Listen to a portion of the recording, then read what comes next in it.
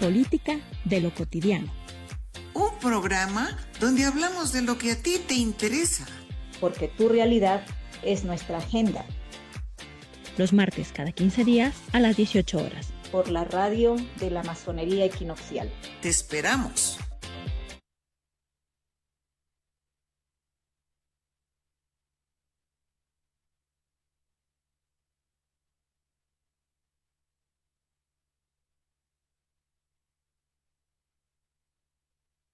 Del empleo en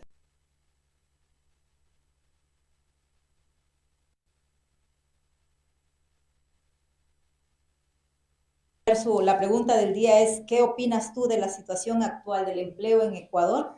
Y pueden enviar sus respuestas al 099-6874-564. Hola Lucía, hola Nati, ¿cómo están? Marcela, hola, sí, bienvenida. Sí. Buenas noches Hola, a todas y a todos. Tardes. Buenas noches, Marcela. Hola, Bien, ahora seguimos con la editorial.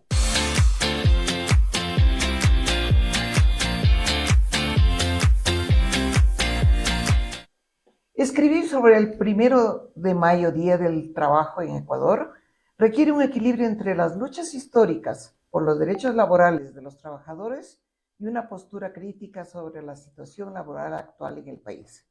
¿Por qué se conmemora el Día del Trabajo? En esta fecha se recuerda la huelga iniciada el 1 de mayo de 1886 por los obreros de Chicago en los Estados Unidos, que demandaron una jornada diaria de 8 horas y condiciones dignas de trabajo. La represión de las autoridades contra el movimiento obrero fue despiadada y los principales dirigentes fueron apresados, ajusticiados, condenados a años de trabajos forzados, incluso a prisión perpetua. En el Ecuador del siglo XX, la historia fue ensombrecida por una brutal masacre de trabajadores en Guayaquil el 15 de noviembre de 1922. En los días previos a esta fecha, los trabajadores promovieron una huelga general que exigía mejoras salariales y laborales. El reclamo fue masivo y determinante que se paralizó la ciudad. El ejército, bajo el gobierno de José Luis Tamayo, disparó contra miles de manifestantes que, aunque las fuentes oficiales de la época minimizaron el hecho, se estima que murieron entre 300 y más de 1000.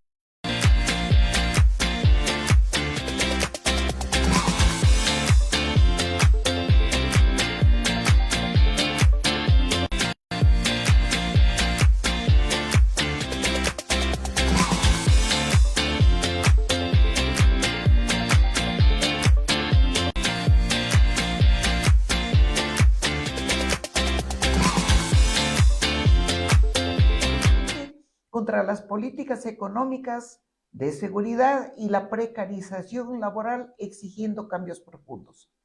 Las movilizaciones y sus frases reivindicativas reflejan una fractura social y un descontento generalizado por la situación laboral. Y no solo es el malestar de los trabajadores. El gobierno del presidente Daniel Noboa está bajo observación de la Organización Internacional del Trabajo por la violación de derechos laborales, incluyendo injerencia sindical y persecución.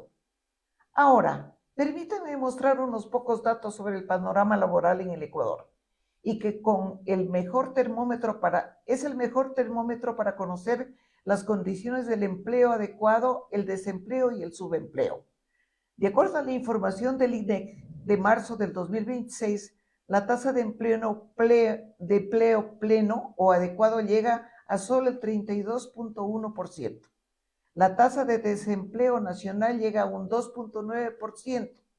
Por otro lado, la encuesta nacional de empleo, desempleo y subempleo del INEC sitúa el empleo informal en un 56%, dato de inicios del 2026, y que representa aproximadamente más de 4.7 millones de personas.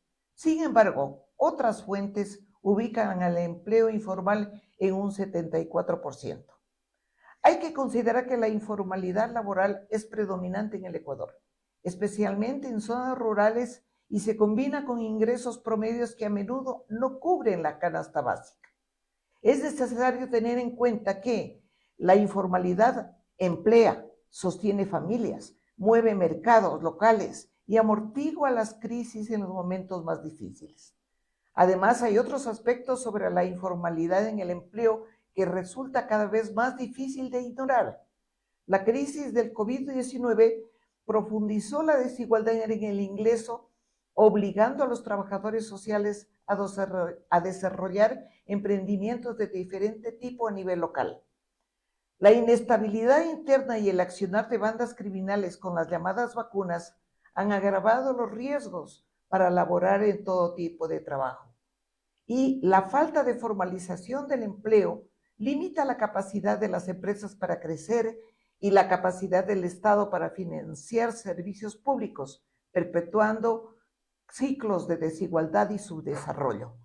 Como consecuencia de estos factores señalados, la mayoría de los trabajadores carecen de contratos, seguridad social y beneficios de ley, lo que se asocia directamente con una alta probabilidad de pobreza laboral, donde el trabajo no garantiza un ingreso digno. En definitiva, una tasa de informalidad laboral superior entre el 60 y el 70% indica que más de la mitad de la población ocupada opera fuera del marco legal, fiscal y de protección social del país. Esta situación se interpreta como una característica estructural de la economía, reflejando desafíos profundos en el desarrollo, la productividad y en el mercado laboral. Hasta aquí el editorial Sisi. Bien. Con la entrevista, ¿no?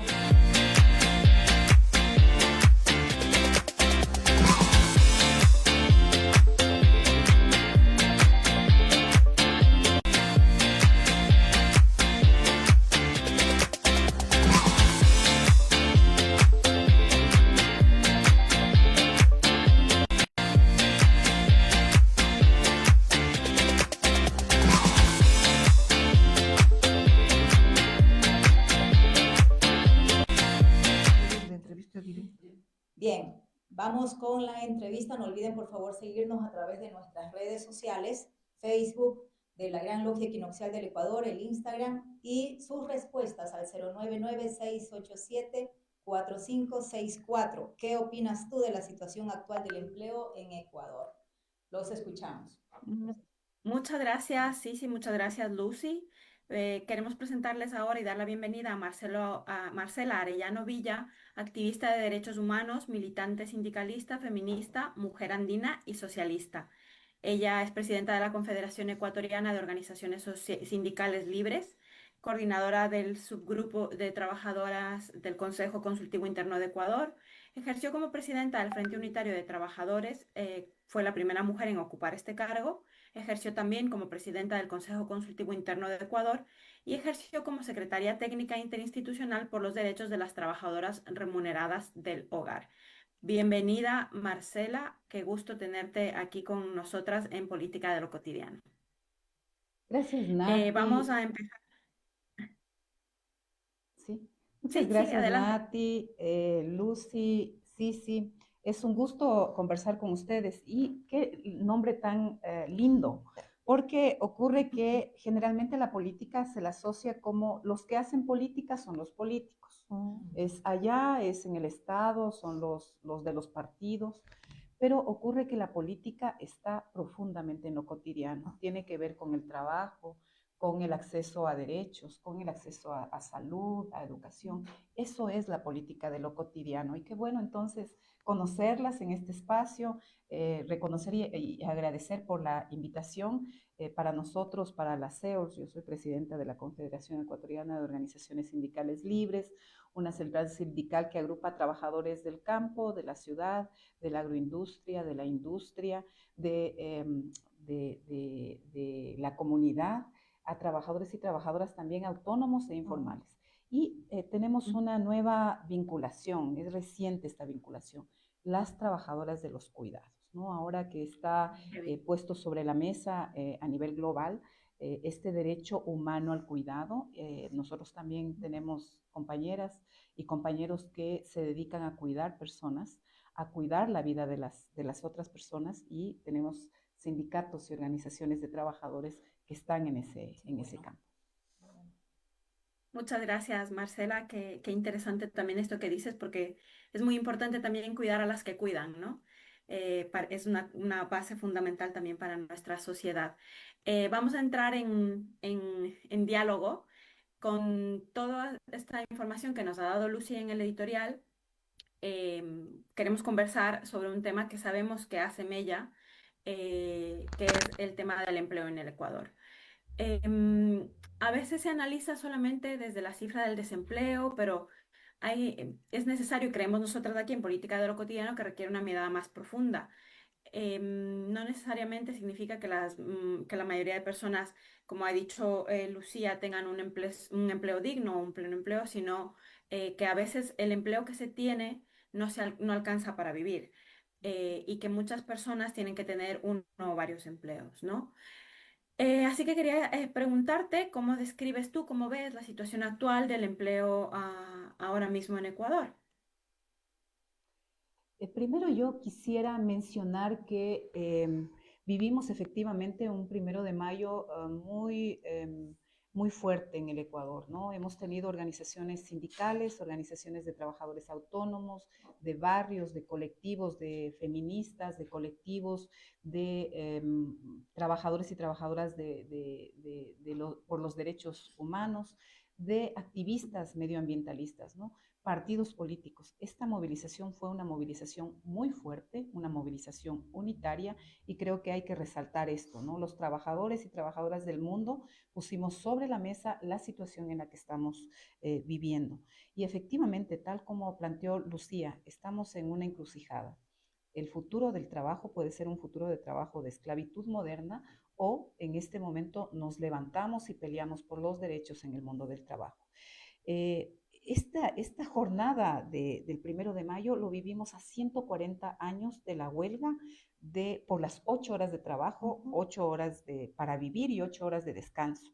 Y en este momento precisamente el gobierno del Ecuador, el gobierno de Noboa, plantea varias reformas de flexibilización que están siendo abordadas vía acuerdos ministeriales y en la práctica laboral que ejerce el Ministerio de Trabajo.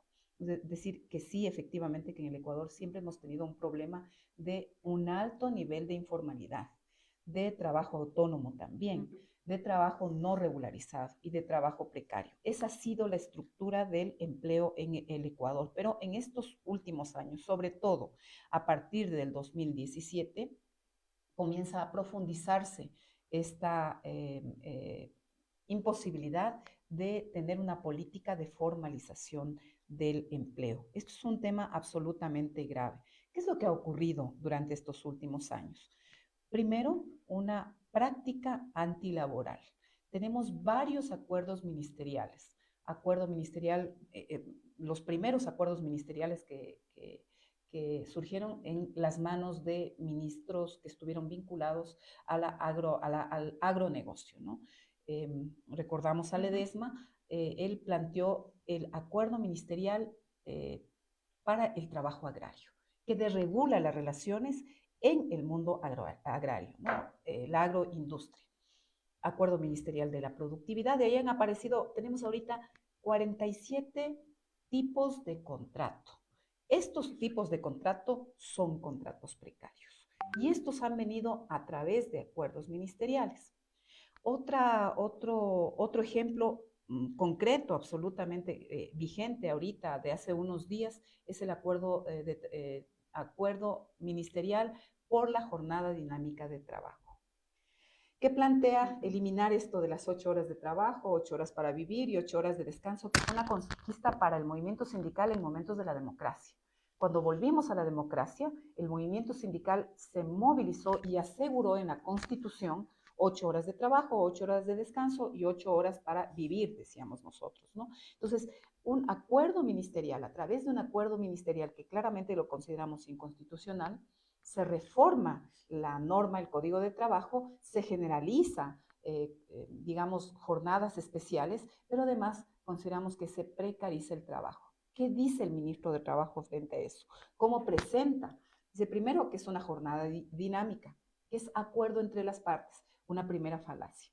Uno no puede tener acuerdo entre las partes, porque el trabajador entra en condiciones de vulnerabilidad, o sea, en condiciones de secundariedad. No tiene el mismo poder que el empleador. El empleador le puede decir, si no aceptas esa jornada dinámica, te vas, te despido, porque hay otros miles de trabajadores que están a la cola.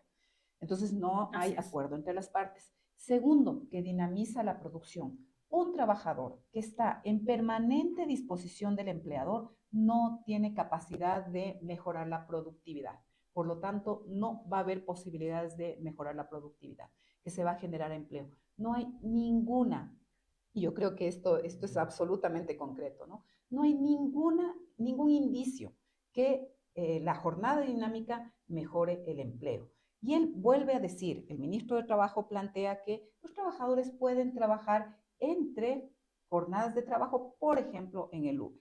Esto es un reconocimiento tácito de que el salario de las y de los trabajadores no alcanza para vivir y que por eso tiene que trabajar en otros tipos de trabajo, en 2, 3 trabajos, para que le alcance para vivir. Entonces, este tipo de jornadas dinámicas, de contrato por jornada dinámica, lo que hace es precarizar y flexibilizar el trabajo en el Ecuador, ¿no? Esa ha sido la dinámica durante estos casi 10 años de gobiernos de turno. No importa de la orientación política que tengamos, pero son gobiernos que han apuntalado a abaratar el trabajo, asegurar que el trabajo en el Ecuador en general sea barato y flexibilizar las relaciones laborales. ¿Quiénes se benefician de esto? Yo creo que hay que decirlo.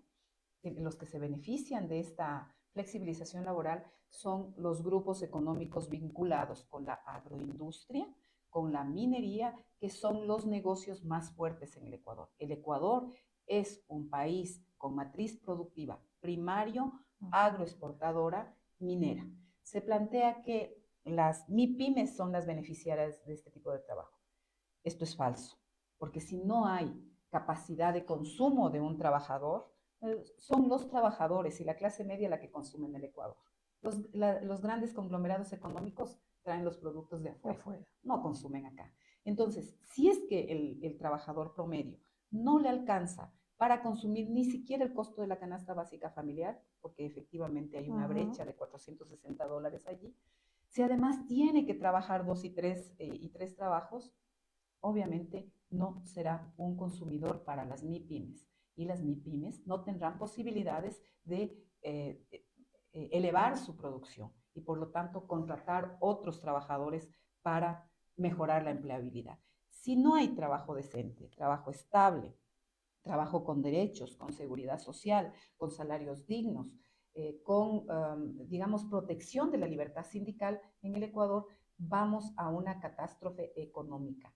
No solamente hay una afectación directa a las y los trabajadores y a sus familias con empobrecimiento, ¿no? Sino hay una incidencia directa en la economía global del Ecuador. Si no hay capacidad de consumo, no hay posibilidades de sostener a las MIPYMES. Las MIPYMES y los dueños de las MIPYMES deberían estar de nuestro lado, movilizándose, demandando incremento salarial, demandando trabajo digno, para asegurar que sus negocios prosperen. Muchas gracias, qué clara tu explicación también, y ya nos has contado un poco las problemáticas, ¿no? Así a manera generalizada que se ven. No sé cómo nos puedes contar un poquito qué salidas ves de esta realidad, porque claro, es una bolita, ¿no? Un círculo vicioso. Si no hay empleo digno con todas las garantías y bien remunerado, las empresas, las MIPYMES no pueden tener acceso a mejor producción o mayor producción o recursos, por lo tanto no pueden contratar gente, por lo tanto seguimos en el mismo círculo, ¿no? Si se emplea el desempleo, hay una brecha económica muy fuerte, se ahondan las diferencias entre clases sociales, ¿no? Entre los quintiles Y pues aquí es un poco preguntarte, ¿no? Desde tu experiencia y desde tu conocimiento, ¿qué salidas podríamos encontrar a esta situación que estamos viviendo ahora mismo en el Ecuador? Me parece que hay varias salidas, ¿no? En primer término, creo que es necesario, yo quisiera mencionar que las MIPYMES representan el 92% de las unidades productivas. Entonces, es Ujú, un importante aporte, ¿no? Importantísimo. Entonces, hay que claro. asegurar que las MIPYMES tengan capacidad de producción, tengan consumidores, ¿no es cierto? Yo creo que allí es importante, es básico incrementar los salarios. Es necesario un incremento general de salarios en el sector público y en el sector privado. En el sector público los salarios están congelados desde el 2013, no hay incremento de salarios y el costo de vida se ha incrementado casi el doble, ¿no es cierto? En el sector privado hay que asegurar que los trabajadores tengan un importante incremento de salarios. Nosotros decíamos, por lo menos los trabajadores deben ganar la canasta esta canasta vital, ¿no? Se la conoce como Ujú, canasta de la pobreza, que en este momento está ubicada en alrededor de 570, entre 570 y $580. Esto es lo que deberían ganar mínimo los trabajadores. Entonces, incremento de la capacidad adquisitiva por un lado. Por otro lado, hay que ujú. asegurar que todos los trabajadores tengan derechos. En este momento, los empleadores, sobre todo los empleadores que están ubicados en la agroindustria y en la minería, en el transporte, ahorita les comento lo que pudimos conocer Ujú. después de la paralización parcial de los buses. Pero hay trabajadores que no reciben todos los derechos. Entonces, una responsabilidad del Estado ecuatoriano es asegurar un sistema de inspecciones laborales.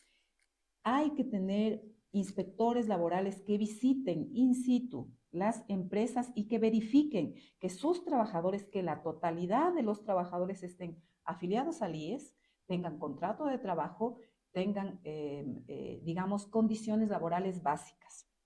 Entonces, ese es otro mecanismo de formalización para evitar que haya Marcela, evasión de impuestos, evasión de una, derechos laborales. Yo diría, una pregunta, pero ¿hay capacidad del Estado para para realizar este tipo de inspecciones? Uno, ¿hay capacidad del Estado? Y dos, ¿por qué no se lo hace? ¿O sí se hace? O sea, ¿qué es lo que está pasando con este tema, no? frente al tema de la política antilaboral, yo diría el Ministerio de Trabajo y el sistema de inspecciones se ha reducido a su mínima expresión. El Ministerio de Trabajo ni siquiera tiene la capacidad de ejecutar el 100% del presupuesto. El año pasado me parece que llegaron al Ujú, 10% de ejecución del presupuesto que tenían asignado en el presupuesto general del Estado. Otro ujú, tema es el sistema de inspecciones, ¿sí? La OIT hizo una investigación sobre las inspecciones en el Ecuador y las inspecciones en el Ecuador y en algunos países de Latinoamérica. Lo que encontró es realmente brutal. No hay personal suficiente, no hay capacitación de personal, no hay procedimiento, no hay estadística, entonces nosotros decimos no hay sistema de inspecciones. Cuando se hizo esta investigación, el número de inspectores llegaba a 197, me parece, 96, 97. ¿Sí? En ujú. este momento no tenemos data del número de inspectores. Hasta el año pasado, hasta enero del año pasado, el Ministerio de Trabajo entregó la información de que tenían 140 inspectores. O sea, en vez de incrementar los inspectores, redujeron. Pero además, la capacidad del sistema de inspección, o sea, de inspectores que tienen que estar contratados con carrera administrativa, no hay. Son la mayoría muy jóvenes, salidos de la universidad, que no tienen conocimiento. Pero además a esto se añade, no tienen gasolina, no tienen vehículos, no tienen procedimientos, digamos, no. En este momento no hay sistema de inspecciones. Entonces, una de las cuestiones que se debe asegurar es que el Ministerio de Trabajo se fortalezca en su rol, en su capacidad de garante de derechos y asegurar un sistema de inspecciones autónomo e independiente.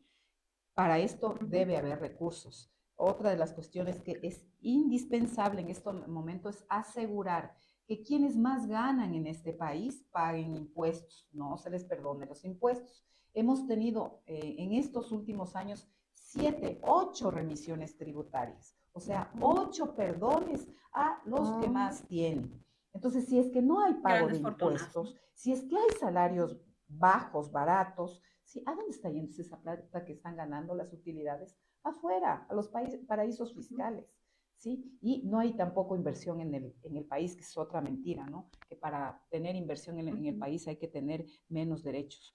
Entonces, diría, es esto, ¿no?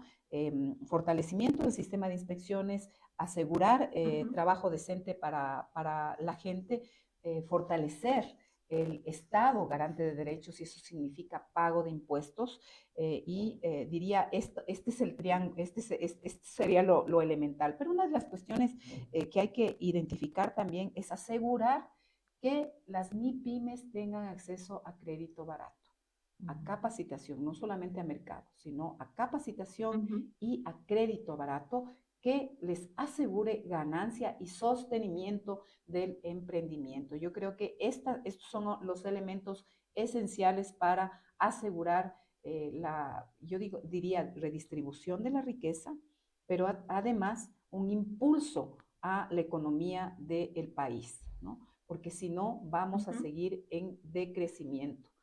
Y esto es un tema absolutamente grave que no va a afectar solamente a las familias trabajadoras, sino al Ecuador en su conjunto. Muy bien. Antes nos estabas comentando, dijiste que nos querías comentar algo sobre el tema del transporte, que también creo que es importante, lo que ha ocurrido en esta jornada y vale la pena conversarlo, ¿no?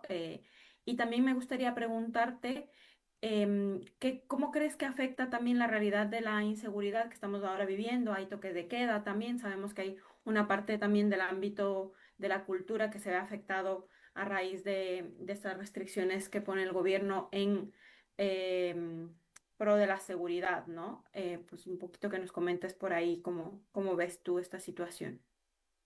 Sobre el tema del transporte, lo que ha ocurrido es que el año pasado se flexibilizó, se quitó el subsidio al combustible y sobre todo al diésel. Y este combustible es un combustible que se utiliza sobre todo para transporte de alimentos y transporte de personas. Los dueños de las cooperativas, que generalmente son dueños que tienen muchos buses, que son dueños de cooperativas, ¿no? Los sindicatos, ellos dicen sindicatos de choferes, ahí no hay sindicato de choferes, hay una asociación de empleadores, negoció con el gobierno y negoció por 6 meses un subsidio. Ese subsidio no fue trasladado para los trabajadores del transporte, para quienes conducen los buses. El día de hoy nos reuníamos con varios compañeros que nos decían, trabajan hasta 16 horas, no tienen seguridad social y les pagan por día, o sea, les pagan 20, 30 dólares por día. Entonces, esta reducción, esta paralización parcial del sistema de transportes, que afecta sobre todo a las y los trabajadores, no afecta al gobierno, ¿no? Afecta fundamentalmente a la clase trabajadora que sale desde las 5 de la mañana para poder llegar a los turnos de las 6 de la mañana, ¿sí? También está afectando a los trabajadores, a los obreros del transporte, que son los choferes que efectivamente conducen, porque los dueños del transporte lo que harán es reducir, o sea, ya no tiene la capacidad de poder entregar al empleador la cantidad que necesitan entregar. Ellos entregan una cantidad diaria al empleador y se quedan con algo, ¿no es cierto? Sin seguridad social, con expuestos a accidentes, expuestos su vida. Esta es la realidad del transporte. Pero por otro lado, diría, no solamente hay un ataque a los derechos de libertad sindical por parte de este gobierno y de varios gobiernos de la región. Gobiernos que están vinculados sobre todo a la extrema derecha. Hay un ataque global a los derechos de las y de los trabajadores. Sino además hay una reforma política, estamos en medio de una reforma política de corte neoliberal. ¿Qué implica esa reforma política de corte neoliberal? Primero, disminución de presupuesto de salud, educación, cuidados y seguridad. Eso está totalmente disminuido. Si es que no hay medicina en un hospital, ¿qué tenemos que hacer las personas que nos enfermamos? Comprar medicina en la farmacia. Y eso significa reducción incremento del costo de vida, reducción de la capacidad de consumo. Si es que en la escuela no se limpia la escuela, no se arregla las imperfecciones que puede haber en la escuela, ¿quién hace los arreglos? Los padres de familia. Y eso significa cuota extra para la escuela. Entonces se encarecen los servicios públicos en la práctica. Y esto tiene una grave afectación precisamente en el incremento del costo de vida. Lo que ocurrió, tenemos dos últimas leyes que son gravísimas para el Ecuador. La reforma al COTAD. En la reforma al COTAD hay una eliminación de dos partidas. La partida 71, que es la más grave, es la posibilidad de que los gobiernos locales contraten a trabajadores para brindar servicios de educación, de salud y de cuidados. Ahora los gobiernos locales no van a poder contar con los recursos para contratar a esos trabajadores porque van a estar prohibidos, están prohibidos por la ley. Se reduce a nivel nacional el presupuesto para salud, educación y cuidados y se reduce a nivel local. Entonces, mayor empobrecimiento de la gente. Y lo que ocurre es que se privatizan estos servicios de facto, ¿no es cierto? Si no hay presupuesto para esos sectores, la gente tiene que buscar en el sector privado para poder salvar la vida, ¿no es cierto? Y eso le empobrece a la gente cada vez más. Tenemos la ley minera. La ley minera y los TLCs con varios países lo que hacen es asegurar, fortalecer la matriz primario agroexportadora del país. La matriz primario agroexportadora, la ampliación de la frontera de extracción en el país, lo que asegura es, uno, trabajo barato, porque no es un trabajo que genere plusvalía, ¿no es cierto? Que genere más plusvalor, ¿no es cierto? Sino es un trabajo que se entrega, el banano sale en las cajas de banano y se va a Europa, a China. Es un banano que está en medio de asegurar, digamos, solamente ganancia de los agroexportadores. Pero los trabajadores están en condiciones precarias. Pero no solamente se afecta a los trabajadores, sino que hay una afectación a pueblos y nacionalidades, porque la ampliación de la frontera, de los territorios agroindustriales, implican presión sobre comunidades que están siendo habitadas, que son de pueblos y comunidades indígenas. Y lo que ofrecen es trabajo barato para la gente que tiene donde sembrar, de dónde vivir. Les quitan los territorios. Hay varios conflictos mineros y de agroexportación, ¿sí? Que en este momento se están desarrollando en el Ecuador. Pero además hay una afectación al medio ambiente. O sea, es completito lo que está ocurriendo en el Ecuador, ¿no? Es trabajo precario, es afectación al medio ambiente y afectación, obviamente, a pueblos y nacionalidades. Muy bien. Y sobre el tema de la seguridad, Marcela, ¿qué opinas? ¿Crees que también, bueno, de la inseguridad, crees que también afecta esto, el tema también de los toques de queda, las restricciones que se ponen por parte del gobierno, etcétera? Yo creo que primero que la inseguridad en el Ecuador y el ingreso de grupos delincuenciales transnacionales es un buen mecanismo para asegurar la implementación de las políticas neoliberales, ¿no? Porque con miedo, con la población encerrada, el gobierno sigue implementando políticas, leyes que son antipopulares. Entonces, como primer término. Como segundo término, el gobierno de Noboa no está haciendo absolutamente nada para cuidar la vida de la gente, para asegurar que haya empleo, por ejemplo, para asegurar que los jóvenes tengan acceso a empleo decente, por lo tanto, que no se vinculen con los grupos delincuenciales.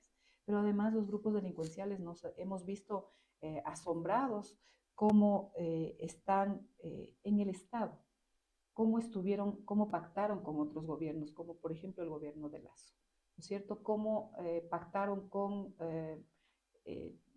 las Fuerzas Armadas, las fuerzas policiales, los más altos cargos pactaron con grupos narcodelincuenciales.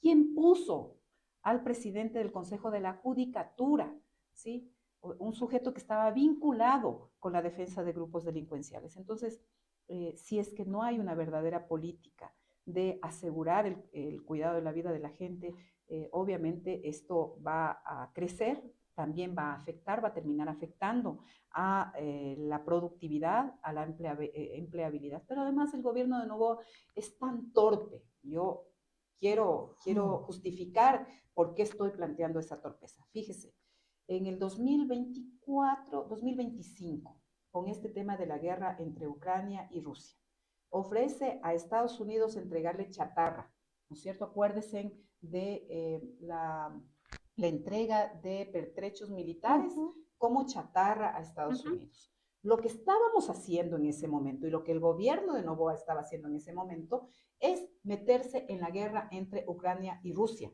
Y Rusia es uno de los países que más compra rosas, que más compra banana, que uno de los países que compra banana. ¿Sí? Y lo que hizo Rusia es cancelar las importaciones de esos productos. Los florícolas patalearon allí, ¿no es cierto? Porque dijeron, ¿qué pasó acá? Y tuvo que cambiar de estrategia y limitar eso. Es una torpeza. Segunda cuestión, yo creo que esto no es torpeza, esto es mala fe y está dirigido a la privatización del sector eléctrico. Tuvimos entre el 2024 y el 2025 18 horas de cortes diarias de cortes energéticos. Ya, claro. Si no hay energía eléctrica, ¿cómo hay productividad? ¿Cómo se sostiene la industria? Entonces, no es un problema del trabajo y los derechos en el trabajo lo que limita la inversión. Es la inseguridad, es la falta de seguridad jurídica, pero también es esta imposibilidad de brindar servicios públicos de calidad.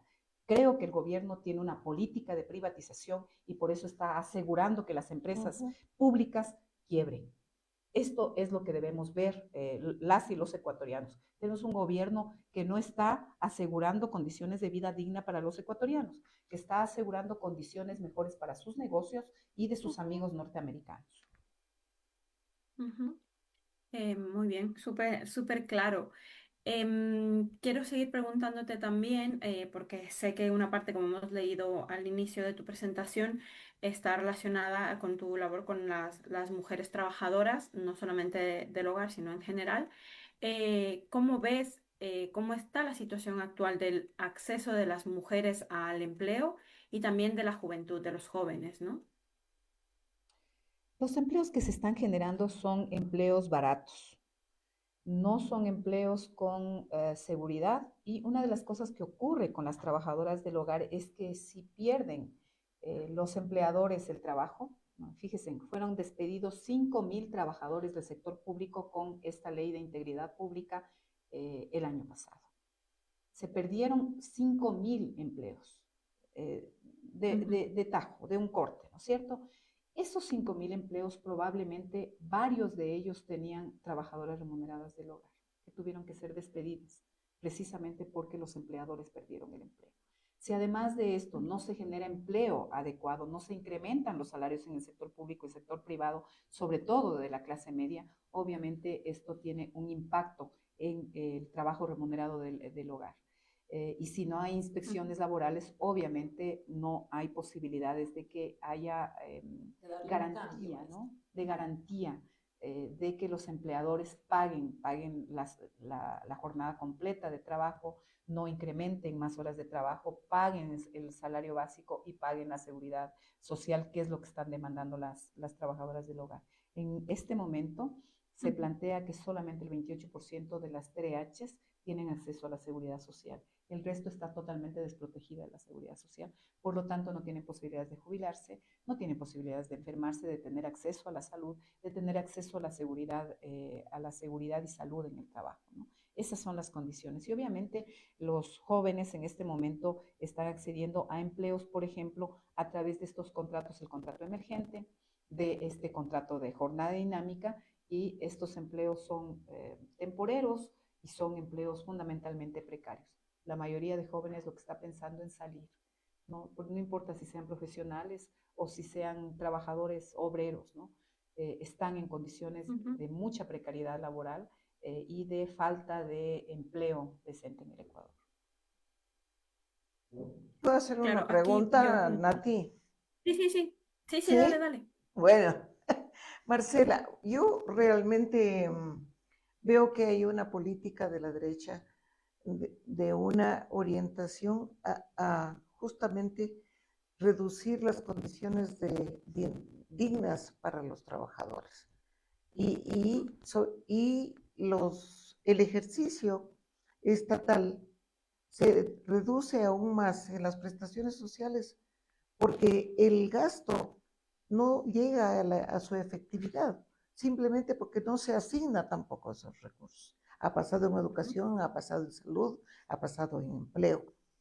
Y este gobierno está rompiendo con todo lo que es la Constitución,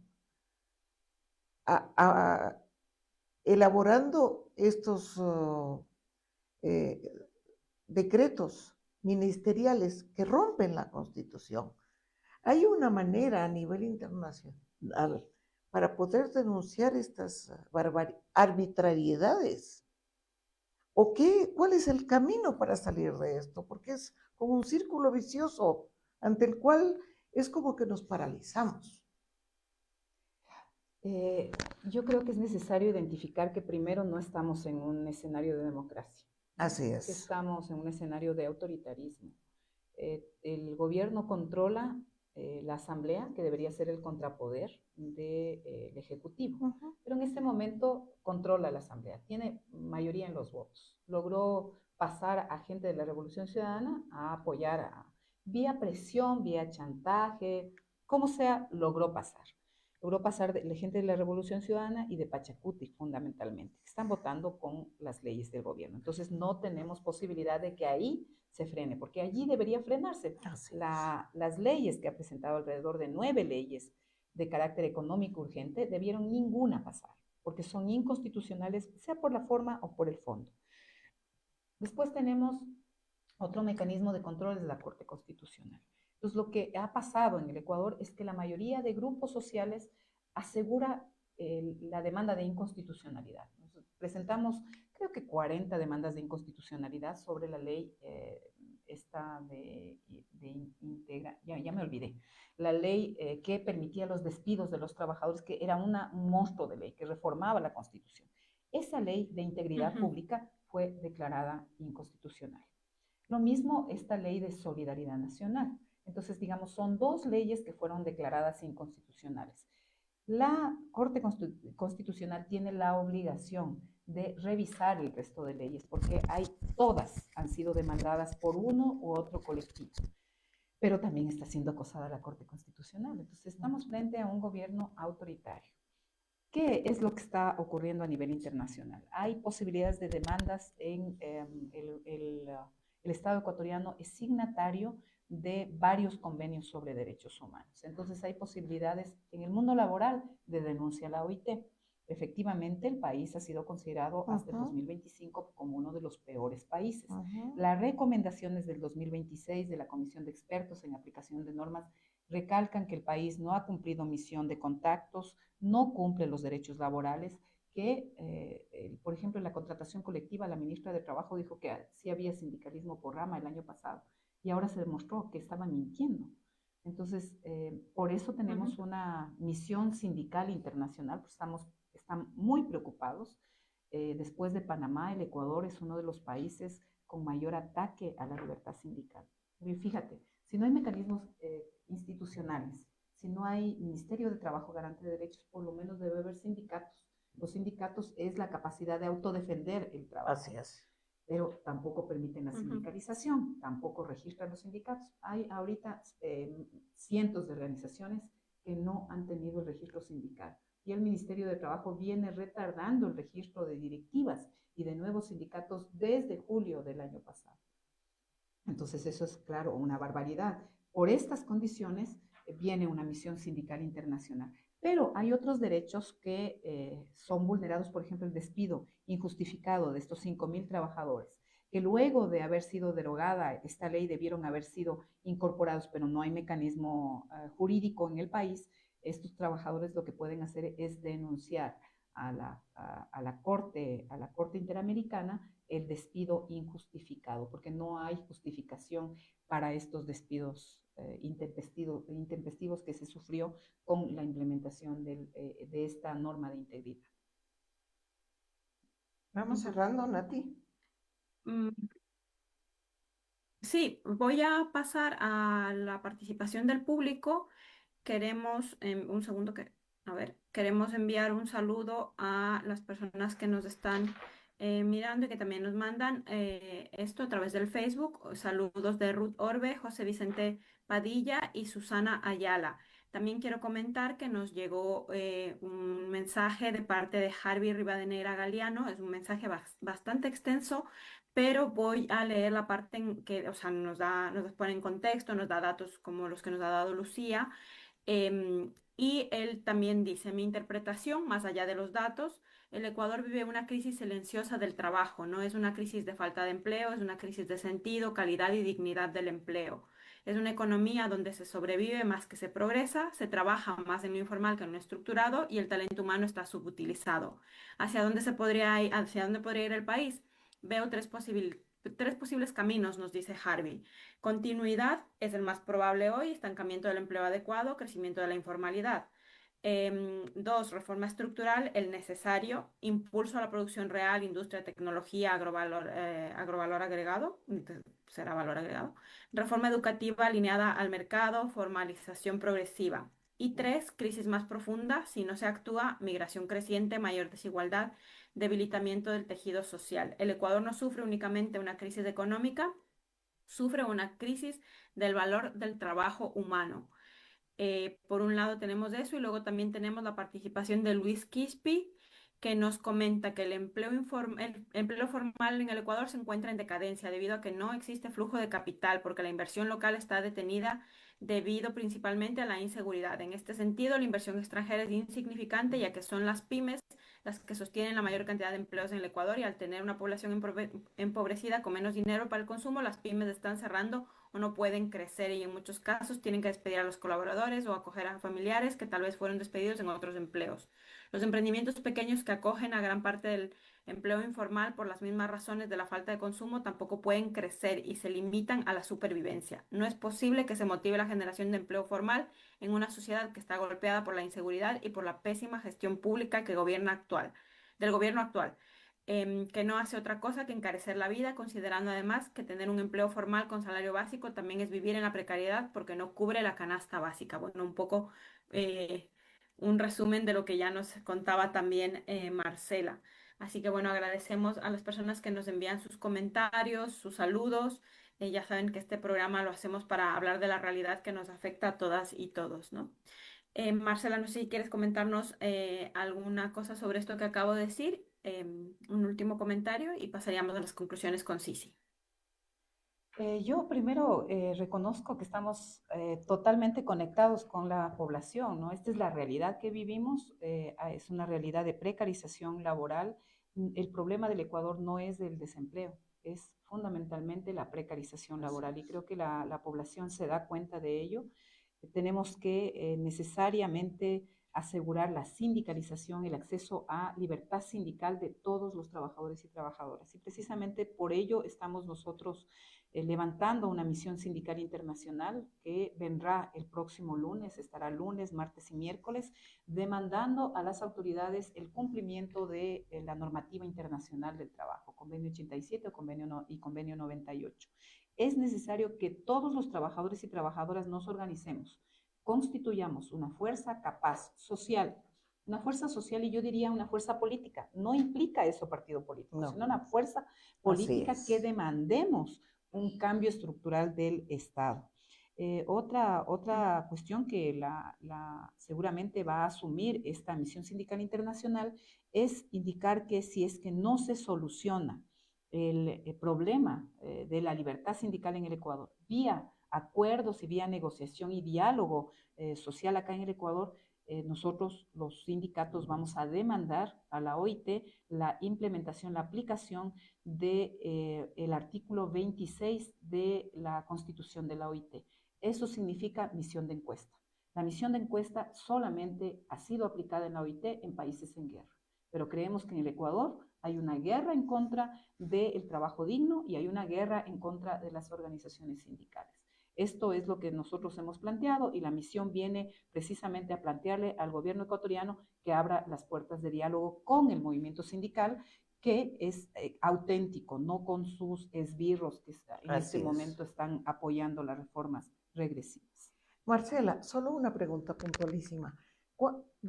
¿Qué porcentaje de trabajadores están sindicalizados en el Ecuador?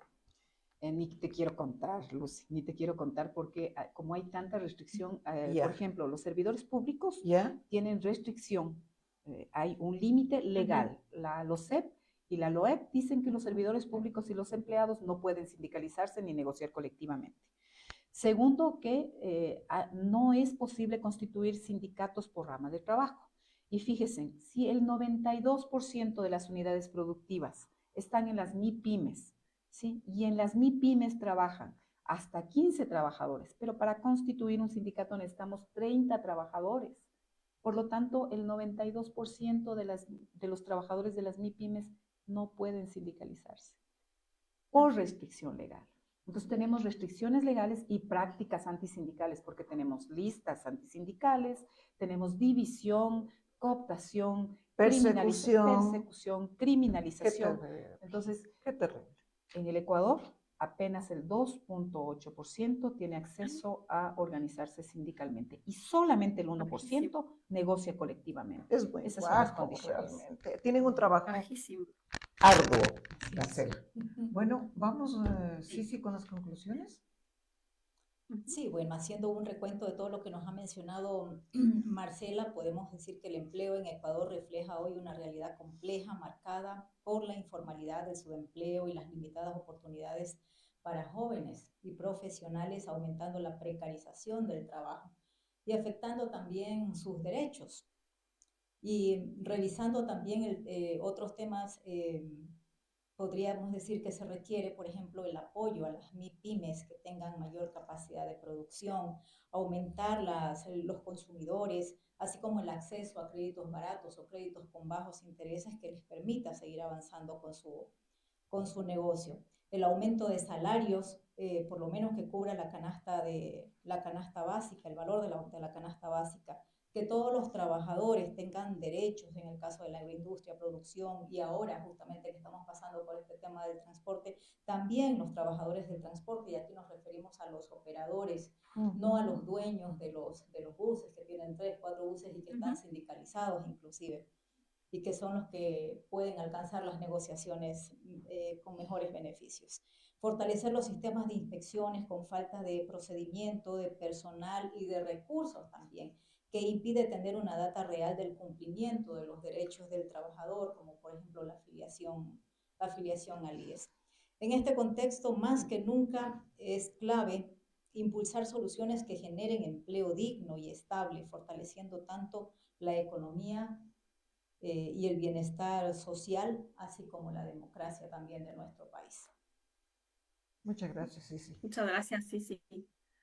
Y muchas gracias, Marcela y Lucy también por estas interesantes reflexiones. Vamos por favor, con el video de Paulina.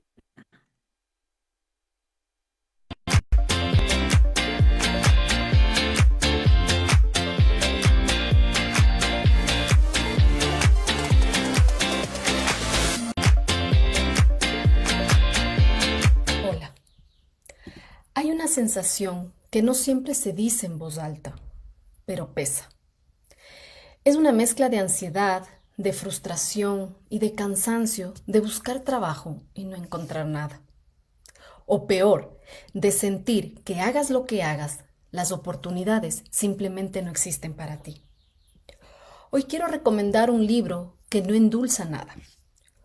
Un libro que no motiva, pero sí entiende. Se llama El Muelle, del escritor guayaquileño Alfredo Pareja Díez-Canseco. Esta novela cuenta la historia de un ecuatoriano que migra a los Estados Unidos con una idea muy clara: trabajar, salir adelante y construir una vida mejor. Pero lo que encuentra es otra cosa. Encuentra rechazo, encuentra precariedad, encuentra silencio. Y sobre todo, encuentra algo que muchos conocemos demasiado bien: la sensación de no ser necesario.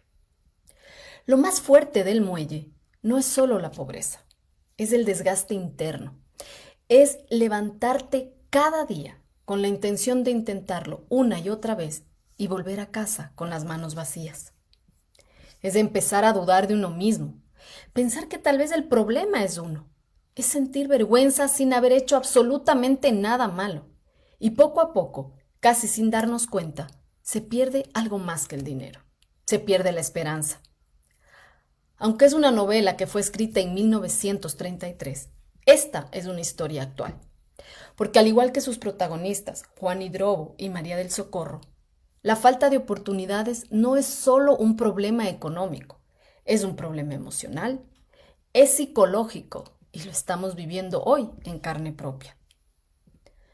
Esta novela nos cambia la forma en cómo nos vemos a nosotros mismos. Nos cambia la manera en la que vemos al mundo. Este libro nos muestra justamente eso, sin filtros. Aquí no hay frases motivacionales, no hay finales fáciles, solo hay una verdad que incomoda, que a veces el esfuerzo no es suficiente cuando el sistema no abre oportunidades y no abre esas puertas. Si estás pasando por un momento así, o si quieres entender lo que vive alguien que está en ese lugar, el muelle no te va a dar respuestas, pero te hará ver y te hará sentir acompañado y sobre todo te hará ver que esa desesperación no es individual. A veces leer no es escapar, a veces leer es ponerle nombre a lo que duele y este libro hace eso exactamente. Hasta la próxima.